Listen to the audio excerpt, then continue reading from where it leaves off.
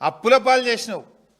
1,00,000 కోట్ల వడ్డీ లేని రుణమని 5 లక్షలకే వడ్డీ లేని రుణం ఇచ్చినావు. మహిళలను మోసం చేసినావు.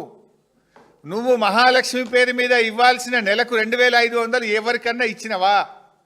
నీ 2 ఏళ్ల పాలనలో రాష్ట్రంలో 1 కోటి మంది అక్కా చెల్లెళ్లకు 60,000 రూపాయలు ఒక్కొక్కరికి బాకీ పడ్డావు. నువ్వు ప్రతి ఒక్కరికి 60,000 బాకీ పడ్డావు. ప్రతి అక్కకు చెల్లకు బాకీ పడ్డావు. వడ్డీ లేని రుణం విషయంలో మహిళల్ని మోసం చేసినావు.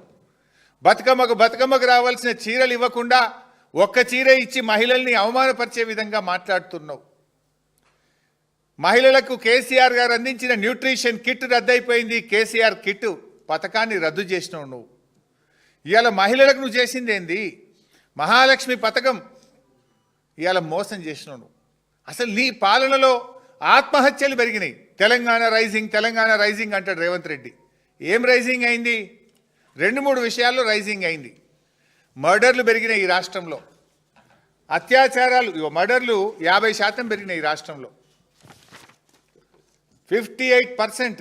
2023లో 789 మర్డర్లు జరిగితే రేవంత్ పాలనలో 1,245 మర్డర్లు జరిగినాయి. నీ పాలనలో మర్డర్లు పెరిగినాయి. నీ పాలనలో మహిళలపై అత్యాచారాలు 35% అత్యాచారాలు పెరిగినాయి నీ పాలనలో. మహిళల్ని నువ్వు కోటీశ్వరుల్ని ఏలే. మహిళల మీద నీ పాలనలో అత్యాచారాలు పెరిగినాయి. మహిళల భద్రత కరువైపోయింది నీ పాలనలో.